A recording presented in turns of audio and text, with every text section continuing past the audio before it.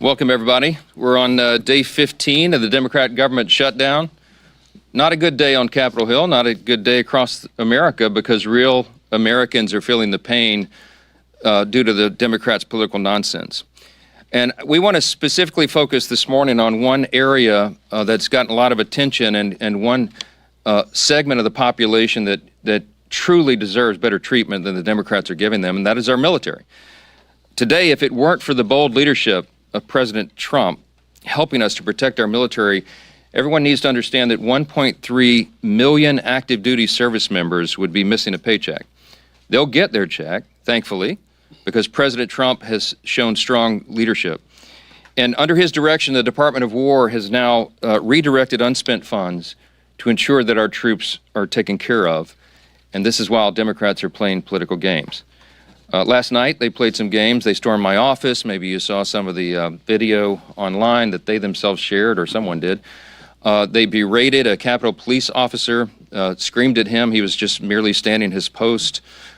Shows again their disdain for law enforcement, as we see all around the country, the Democrats and everyone in that party, screaming, assaulting ICE officers. They did it right here in the Capitol last night. A few members of Congress went into the little foyer of my office and tore down a sign that I had up and just engaged in all sorts of political stunts and antics. They've been doing that every day now, and it shows their desperation. It also shows a very strong contrast between the party that is working for the people and trying to keep the government open and do the right thing, and the party that is engaging in all this nonsense. But they've shown by their actions and now their votes multiple times now. 9 times the Democrats have voted, counting the House and the Senate Democrats, they have voted to not pay the troops. They have voted to block their paychecks. And it's very serious stuff, and they don't seem to care at all. The problem we have right now is that in spite of President Trump's heroic efforts to make sure they get paid, that is a temporary fix because the executive branch's help is not permanent. It can't be. And if the Democrats continue to vote to keep the government closed, as they have done now so many times, then we know that U.S. troops are going to risk missing a full paycheck at the end of this month. And that means service members on deployment who've left their young families back home, relying upon these checks. It means service members who are thousands of miles away from home. It means service members trying to make their rent and those who have ailing relatives that need to be taken care of. None of those people will be paid if the Democrat obstruction continues. And it should outrage every American because it does us. Democrats in Congress, again, have voted 9 times. Here's the tally. Every single time the Republicans have voted to pay the troops, and by the way, all other federal employees, federal workers, and the Democrats have voted over and over to stop it. And the depressing irony of this, on this particular subject, among all others, is that the most pro-shutdown Democrats actually represent the most active duty service members back home, whom they have taken hostage in this insidious political game. And I want to give you a couple of examples, and this is the actual statistic of the 10 states with the largest military populations. 6 are represented each by 2 Democrats in the Senate who are withholding the paychecks. Here's the list. In California, it's home to 157,000 active duty personnel, the most in the country. Those stationed at Fort Hunter Liggett and Camp Pendleton and Edwards Air Force Base and Vandenberg Space Force Base and others will all miss a paycheck at the end of the month if Democrat obstruction continues. Now, this is worthy of note. Both California senators, Adam Schiff and Alex Padilla, are gleeful about this government shutdown. They agree with Chuck Schumer when he said very candidly just a few days ago, every day of the shutdown gets better for us. Who's the us? He's talking about Democrats. He thinks this is assisting their party and giving him political cover so he doesn't attract a Marxist challenger in his next Senate reelect. That's what this is about. So he thinks the government shutdown is allowing him to show a fight against President Trump and Republicans, and he is happy about that. And so are Adam Schiff and Alex Padilla, while service members are going without paychecks.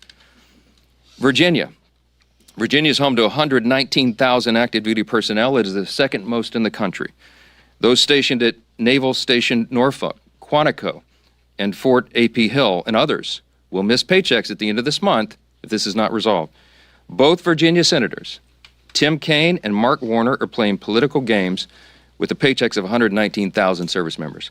Georgia Georgia's home to 65,000 active duty personnel. It's the sixth most in the country.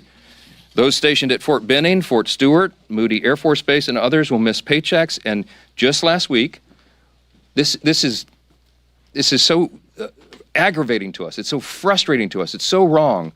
We saw service members waiting hours in lines wrapped around the block at Georgia food pantries. And meanwhile, you've got both Georgia senators, John Ossoff and Raphael Warnock, have now voted 8 times against paying those heroes. In Washington, the state of Washington is home to 57,000 active duty personnel. It is the 7th most in the country. And those stationed at Fairchild Air Force Base and Naval Base Kitsap, Joint Base Lewis McChord, and others will miss paychecks.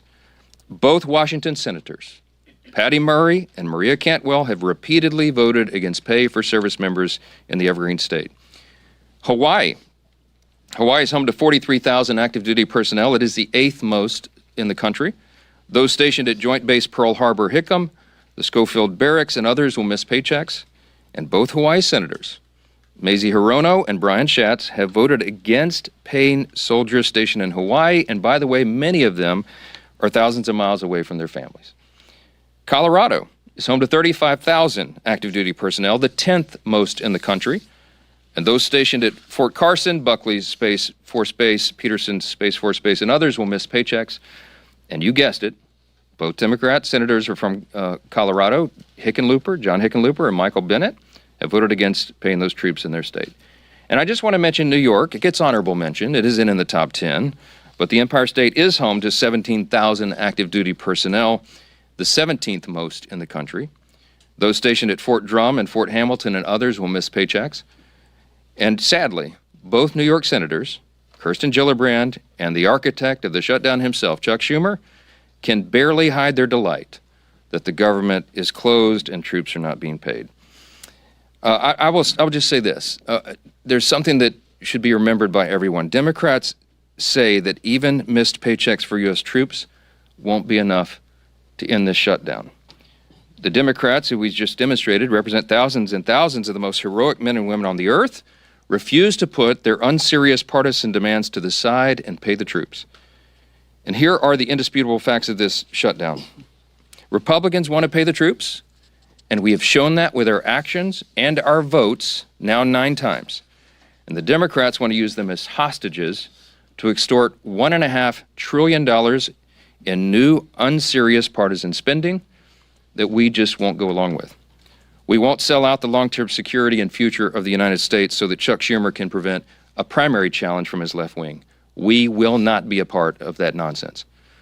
And until Schumer and the left wing of his party are satisfied enough that the pain this shutdown has caused has reached a limit that they're satisfied with, then the Republicans are going to stand here every single day, and we're going to continue to deliver the simple facts directly to the American people. Now, today we brought in some of our House Republican leaders who represent many of these military districts and that are being so deeply and adversely affected by the Democrats' senseless games. And the first up that I'm delighted to introduce is the chairman of our Main Street Caucus in the House Republican Conference, and that is Congressman Mike Flood. Thank you very much, Mr. Speaker. Sure enough. I'll tell you what, the House Republican Main Street Caucus couldn't be more proud of the leadership that we've elected to lead the House of Representatives. We stand united with this team that's remained in Washington to do God's work as we work our way through a very difficult shutdown. Speaking of Main Street, let's talk about what this means. I represent Offutt Air Force Base in Bellevue, Nebraska. We have over 10,000 airmen there. What do? We are in charge of deploying the nuclear triad. Think about that. It's very important work.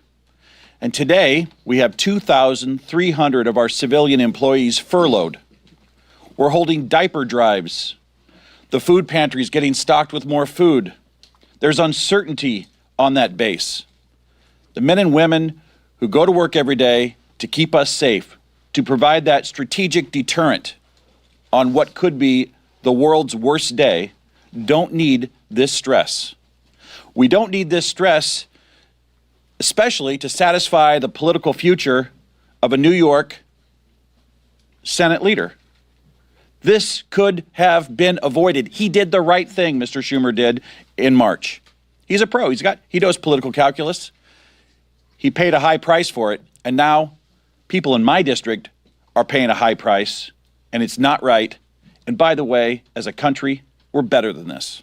We are way better than what's happening across our bases. And so to the people at Offutt Air Force Base and every military installation, the Main Street Caucus is here to say thank you for what you do.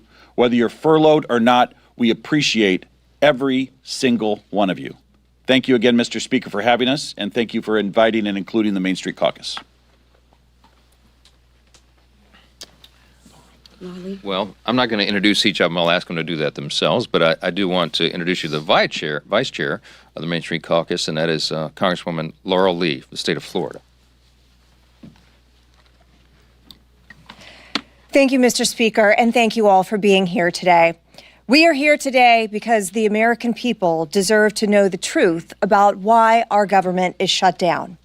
The reality is simple. This shutdown was entirely preventable. It's happening because Democrats have refused to work with Republicans on our responsible, common sense funding measure. House Republicans did our work.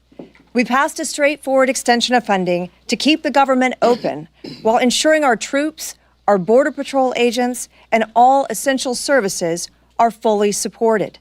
But at every turn, Senate Democrats have instead chosen obstruction and delay. They voted again and again to stop temporary funding that would have kept the government open. Again and again, they put partisanship ahead of the needs of the American people. And it's hardworking American families that are paying the price. In my district, we see these impacts firsthand. At MacDill Air Force Base, there are thousands of brave men and women in uniform. Many have young families in our schools and spouses who work on base and in our communities. In addition, some of our very best neighbors work as civilian technicians and managers at MacDill and keep critical services, not just for our community, but for our country operating. These are the people who will feel the strain of this shutdown and Washington's dysfunction the most. The service members, the civilian workforce who serves alongside them, and the federal workers and their families. They are now left to worry about their bills, about groceries, about paychecks, all because of political games by Senate Democrats. They deserve better than this. They deserve leadership that puts our country ahead of politics. House Republicans have already voted to ensure our service members receive their pay, and we will not allow America's heroes to suffer because of this political brinksmanship. Thanks to President Trump's leadership, the Pentagon identified funding to make sure that our troops are paid this month, even in the face of this needless shutdown. This is not about politics. It is about priorities. Our priority is the American people. We want to secure our border, to strengthen our military, to restore fiscal sanity to Washington, and ensure that every taxpayer dollar is spent wisely. Senate Democrats have made their priorities clear. They're more interested in protecting wasteful spending and expanding benefits for illegal immigrants than they are in protecting our service members and our hardworking American families. That is unacceptable. To the men and women at MacDill Air Force Base and the families across Florida's 15th Congressional District, and to every American feeling this shutdown, know this: we are fighting for you. We are fighting to reopen government responsibly, to ensure stability for your families, and to get this country back on track. It's time for Democrats to stop the political games, to stop holding our troops and our federal workers hostage to their agenda, and to join us in putting the American people first. Thank you. And now we have our colleague, Representative Lalota. Thanks. Good morning, everybody. Fully funding our military is the most important thing our Congress can do. And 15 days into this shutdown, it's time for Chuck Schumer to do what's right and show a fraction of the courage and selflessness our troops display every day. Before I came to Congress, I was a Navy man. I deployed overseas 3 times alongside some of the most selfless and brave Americans our nation has to offer. These men and women serve their nation in hot engine rooms overseas, on dangerous aircraft carrier decks conducting night flight operations, and on island chains ensuring they didn't become a safe haven for terrorists. The sailors I served with risked everything, time away from home, injury to themselves, and even their own lives in defense of our great nation. And I think that kind of courage demands some sort of selflessness as well from our nation's leaders, too. Thankfully, President Trump showed the boldness and decisiveness to ensure that our troops got paid, and they didn't miss today's paycheck. That's welcome news for our families who serve our great country, who frankly we don't pay enough as it is. But troop pay is just one piece of the puzzle. A prolonged government shutdown endangers America's national security, halting contracts, furloughing half of the Defense Department's civilian workforce, and disrupting intelligence and operations. It weakens our ability to compete with China, Russia, North Korea, and our other adversaries. It delays training, it delays deployments and housing support, and reduces overall readiness. Like Chuck Schumer, I'm a New Yorker, and I'll say this plainly. The next generation of New York Democrats are socialists, like AOC and Zohran Mamdani, and they're dragging their party towards socialism. They want open borders, they want taxpayer-funded health care for illegal immigrants, and they want government-run grocery stores. Just look at the race right now for New York City mayor. Now, I know that socialism doesn't come naturally to Chuck Schumer. It was said before that just back in March, he supported the same clean CR that we're asking him to support today. Back in March, he had a backbone, Chuck Schumer. He stood up to his party's radical base and said he would put the nation before his own political interests. And he took a lot of flack for doing so. And that's why he's changed his course. But we're here today to call on him to do better and to put the country before his own political job. And we're asking that he put the hundreds of thousands of federal workers that rely on a continuing resolution, we're asking him to support that. And we're asking him to put the millions of Americans before his own political future. We New Yorkers, we pride ourselves on being tough. So I'm asking Chuck Schumer to be tough and to stand up to his own party's base. Stand up to AOC and Mamdani. Be brave like our troops. And do your job and reopen our government. Great job. I want to introduce my good friend, also a military veteran, an Air Force, don't hold the Air Force part against him, an Air Force colonel who's doing a hell of a job fighting for his constituents in Iowa, my friend Zach Nunn. Nick, thanks, brother. Appreciate it. Whenever you can get the Navy and the Air Force on the same target, we're moving in the right direction. Friends, here's the reality right now. This government shutdown does not have to happen. We have a reality before us where 1.5 million troops, both those active duty and those in the Guard and Reserve, are on pins and needles where they're going to be able to feed their family marching forward. I am so proud to be standing with fellow patriots up here, many of them who have served. I'm one of those members who have served not only in combat, but continue to serve in my reserve capacity now. I've already committed my drill this weekend, and speaking with frontline members who are serving in uniform, our brothers and sisters, the sons and daughters of families who have sacrificed to have their child be in the military. They all have the same question. Why is this happening? And what is the mission to be able to stop it? Well, let's be very clear. The House of Representatives has executed its portion of the mission. Fully pay our federal government. The majority of the House, the majority of the Senate, the majority of the American people want this. But the reality is there's a handful of individuals in the Senate who have put a stop to it. And this is where I agree with one of my colleagues. We don't govern by temper tantrum, he said. We'd be hurting millions of Americans, and we'd be treating them as leverage. That was Chuck Schumer in 2018. Another colleague said, this is irresponsible. No, it's reckless. My other colleague, Nancy Pelosi, but that was in 2013. A fellow colleague said it's not normal to hold 800,000 workers, or in this case, over 1 million military members and their paychecks hostage. That was from AOC in 2019. Team, we've heard about the first-hand impacts to individuals. And it goes beyond just America, but what's happening right in our own districts as we look at this. Today, 15,000 National Guardsmen from Iowa were in danger of not being able to decide whether to put a down payment on a new car or being able to put food in the refrigerator. 2,000 of those members are right now deployed on the front lines in U.S. CENTCOM in Iraq. And even more of their families are wondering not only will they be safe, but will they be able to take care of their kiddos back home? So I called them up and I said, hey, First Class Chase Holmes is a sergeant with our Iowa National Guard. He's currently preparing operations to be able to defend the country overseas. But because of the shutdown, critical joint training between his team and NATO was canceled.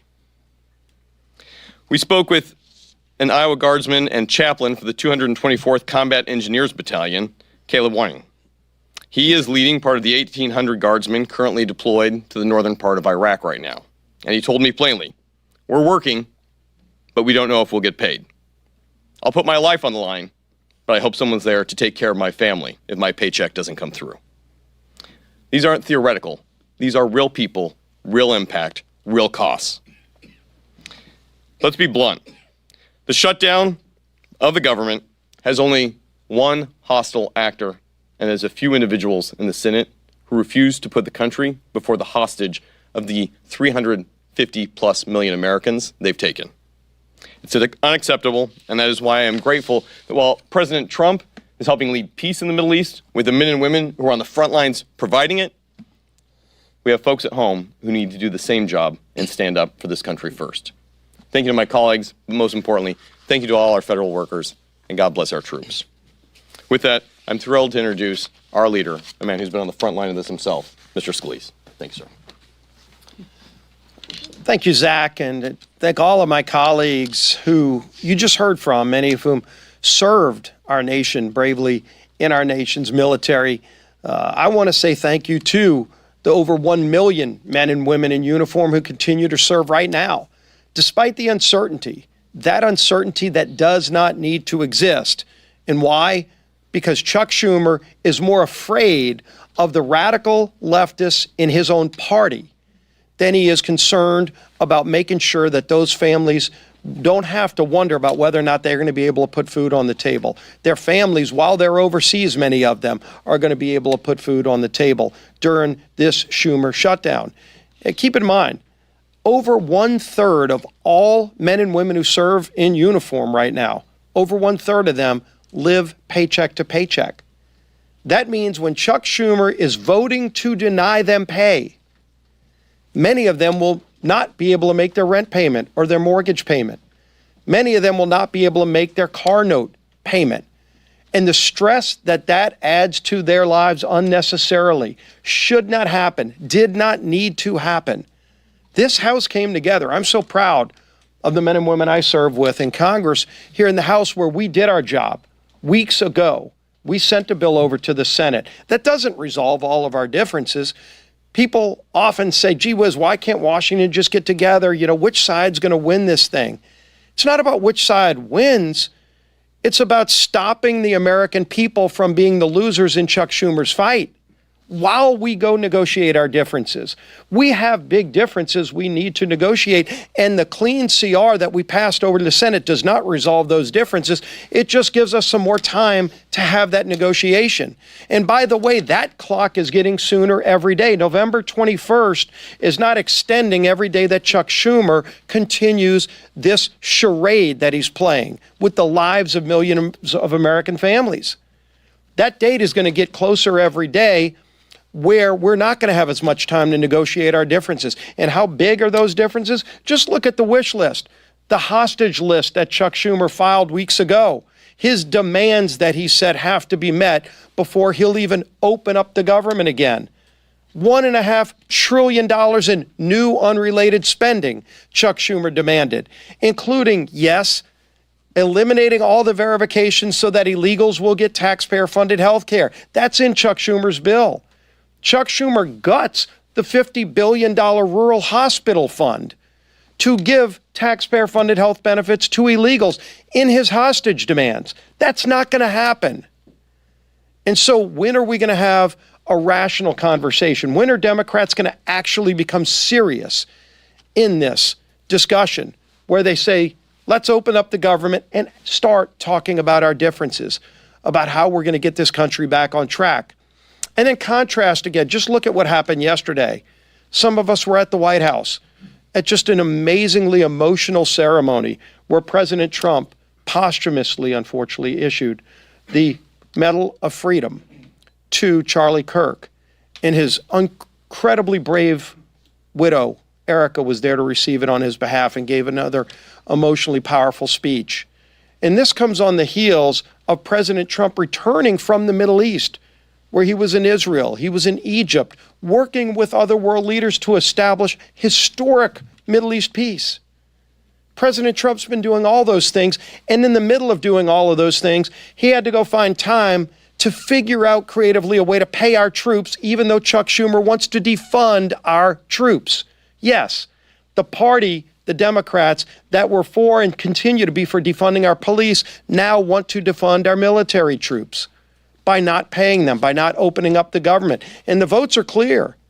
Nobody has to wonder which side is for shutting down the government, which side is for trying to deny troops their pay. We had yet another vote, the 8th time on the Senate floor yesterday. While we were at the White House, the Senate was having that vote on whether or not to open up the government. And you saw Democrats continued, led by Chuck Schumer, to shut down the government and deny troop pay. It's embarrassing. It's not just unserious, it's having devastating consequences on millions of Americans around this country, and it doesn't need to happen.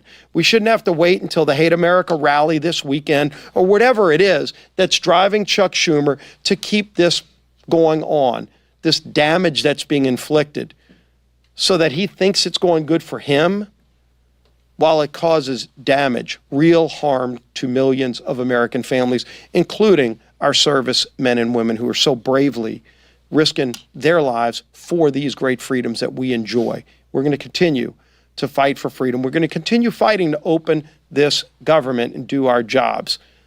And the whip of our conference is my friend, Tom Emmer.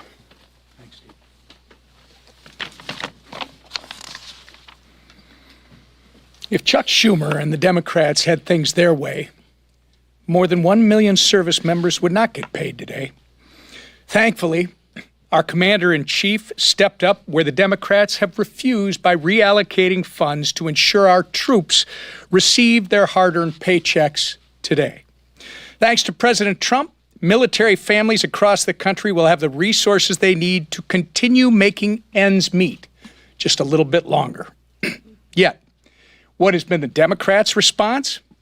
Representative Madeleine Dean told CNN yesterday, quote, "This is not the way to run a government," close quote. Making sure our troops get paid is not the way to run a government? You know what is actually not the way to run a government, Representative Dean? Holding the American people hostage over your $1.5 trillion wish list of radical demands. Clearly, the Democrat Party of today is not your grandfather's Democrat Party. They care about one thing and one thing only, appeasing the radical, pro-terrorist wing of their party. And they will inflict the maximum amount of pain on the American people to do it. But it doesn't have to be this way. Republicans have a nonpartisan government funding bill ready in the Senate. We've been talking about it now for more than 2 weeks. It can be sent to President Trump's desk immediately. We could end the Democrats' shutdown chaos today if they would do the right and reasonable thing by passing our clean CR. It contains zero partisan policy riders, no gimmicks. It's the same spending levels that Democrats supported just 6 months ago and that they passed 13 times previously under the Biden administration. But 9 times now, 9 times, the Democrats have refused, shutting the government down in the process and forcing Americans to pay the price. All so they can gallivant around the Capitol making ridiculous videos, childish videos, scream at Capitol police officers who aren't getting paid, by the way, and buy time until their Hate America rally takes place on Saturday on the Mall. It's despicable and it's wrong. We can only hope that they come to their senses and that the madness ends soon. Until then, our message remains the same. Stop playing political games, pass our clean CR, and reopen the government for the people you were elected to serve. Lisa McClain, our conference chair. Thank you. Well, good morning, everybody. Here we are again. I'm going to be very clear. Chuck Schumer wants a dirty deal. I'll say it again. Chuck Schumer wants a dirty deal. One that caters to his radical base. You know, the same crowd planning to protest at their I Hate America rally this weekend. And what is in this so-called deal? Let's take a look at what's in Chuck Schumer's dirty deal. And let me spell it out. It adds $1.5 trillion to our national debt. $1.5 trillion. It hands out health care to illegal immigrants. That's not a talking point. That's a fact. It guts the most historic investment Congress has ever made in rural health care. Again, that's a fact. And it weakens health care for hardworking Americans. Begin to see the compare and contrast? Chuck Schumer and the Democrats want to protect illegals and hurt Americans. Republicans, we actually want to do what we were elected to do, and that's take care of Americans. Yesterday, we released a new white paper on the facts, which are actually crystal clear. So we don't need to do political stunts and storm the speaker's office, and we just have the facts on our side. And notice, when you can't beat us on the facts, you have to go to emotion. And you have to go to political stunts, and that's exactly what the Democrats are doing. First, the Democrats' proposal eliminates a cornerstone investment in rural health care, putting hospitals and small-time clinics deeper in financial debt. That's a $50 billion cut to rural America. Second, states like California have played games with federal tax dollars to give benefits to, you guessed it, not Americans, that's right, illegals. Republicans actually closed that loophole, saving taxpayers $190 billion. Again, note the compare and contrast. The Democrat bill would reopen that loophole, and don't let them deny it. Make them own their votes. Make them own their stance. Let me remind you, every single Democrat on the 2020 presidential debate stage raised their hand and said, taxpayers should pay for health care for illegals. Every single Democrat. So why are they denying it now? Because they know it's not popular with Americans, right? They are on the record wanting health care for illegals. Own it, Democrats. Say it loud, say it proud. You want to put illegals over Americans. Just own it. I'm going to say it again. They are on the record wanting health care for illegals, and their dirty deal that they lay out in black and white. Finally, Democrats' plan forces taxpayers to cover the majority of emergency medical costs for all non-citizens. Another $28 billion tab for who?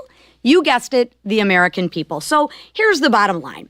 The Democrats' proposal would force taxpayers to fund $119 billion in waste, fraud, and abuse. Yes, that's right. The Democrats advocate for waste, fraud, and abuse. Why? Because it's not their money, it's your hard-earned money, including benefits for people that are here illegally. That weakens health care for Americans. It also defunds rural health care. Again, that weakens health care for who? That's right, it weakens health care for Americans. It is absolutely outrageous. So here's my message to Democrats. Tell all of your radical base you're done taking orders. Tell them you're putting America first. Drop the demands, reopen the government, pass the House bill, and let's get back to work for the American people. Thank you. All right, a few questions. Yes. A judge in Florida issued a ruling against court emails with threatening, harassing behavior from an ex-girlfriend. And according to these court documents, he also instructed a congressional staffer to reach out to her after that initial temporary restraining order was found. Do you think this is an ethical violation, and do you think any disciplinary action is warranted? I have not heard or looked into any of the details of that. I've been a little busy. We have a House Ethics Committee. If it warrants that, I'm sure they'll look into that. Yeah. It's been reported for a while. Corey Mills was accused of beating a girlfriend in his D.C. apartment. He was accused of stolen valor by the people that he claimed to have saved on the battlefield that have been on the record said he did not save them. I mean, this has been happening since the beginning of the year. Are you concerned about these allegations against Corey Mills? Look, you have to ask Representative Mills about that. I mean, he's been a faithful colleague here. I know his work on the Hill. I mean, I don't know all the details of all the individual allegations and what he's doing in his outside life. You have to ask him about that. Let's talk about things that are really serious. Back row. Go ahead, Scott. Thanks, Yeah. Mr. Speaker. OMB put out a memo saying that they're going to batten down the hatches and ride out the shutdown.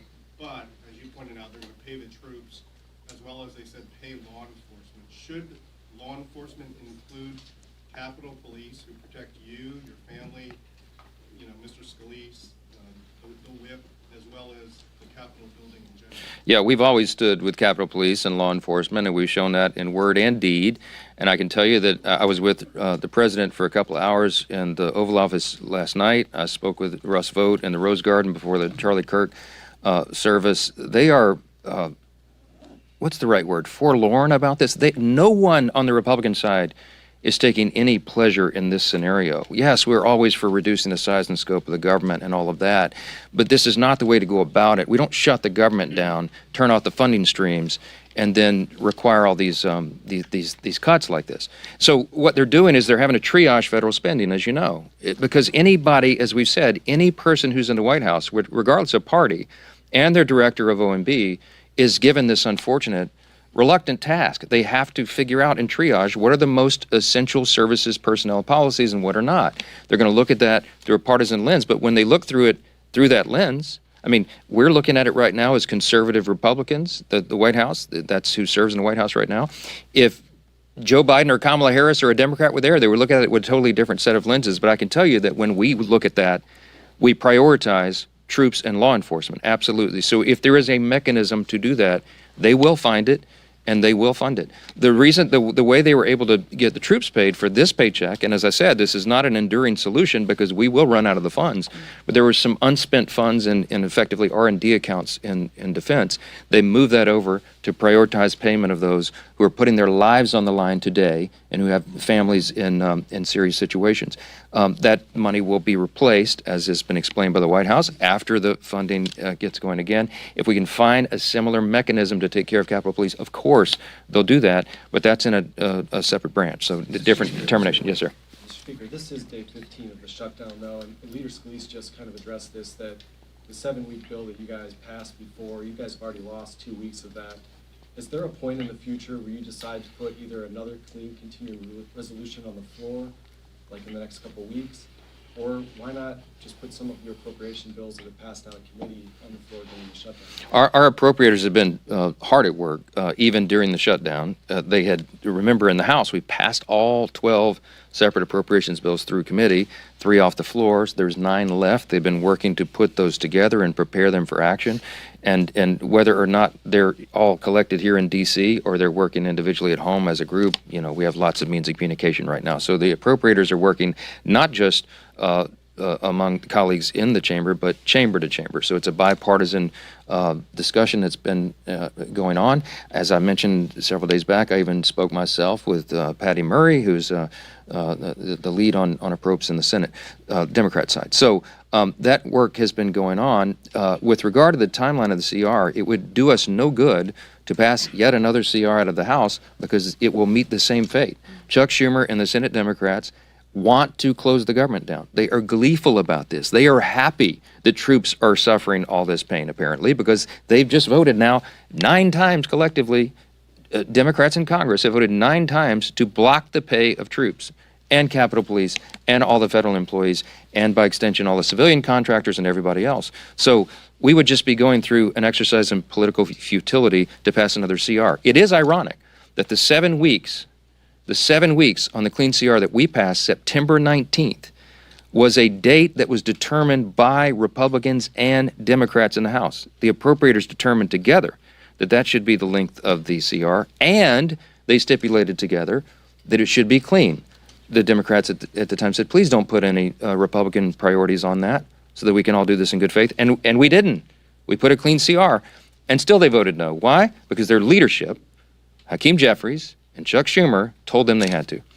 So I think appropriators want to get back to work. I know every House Republican does, but we've got to get the lights turned back on, and Chuck Schumer and the Democrats need to vote to do that so we can get back to regular legislative session. Yes, ma'am. Last Yes, ma'am. question. Thank you. Just to follow up, though. So the Senate is actually trying to advance some appropriations bills. Are you saying that if your appropriators get some bills ready for the floor, you'll bring them back, bring the chamber back, even if the CR isn't passed? Leader Thune is trying to advance the defense approach bill today. We'll see how that turns out. My suspicion is the Democrats are going to play their same political games and stop that cold. I hope I'm surprised by that, but we'll see. We're on a 48-hour return notice for House Republicans and the House itself. And dependent upon action in the Senate, we can get all this moving again, and we can get back to all the regular order and all the things that are stacking up on our plates. It is ironic that even though Democrats decided upon the end date, the 7 weeks to go to November 21, it is the Democrat leadership that is eating up the clock. And they are doing great harm to the American people, not just by suspending services, vital services and paychecks, but also because of the backlog of work that the Congress has to get done. And we cannot do it while hardworking Americans are suffering because of these antics, and that's why we're demanding, insisting that they get it open. I'll leave you with this. You've heard the word contrast here a number of times today. I'm so grateful for these Main Street Caucus leaders who came in to help us articulate this contrast. I'll just say this again. You have two parties on a split screen right now.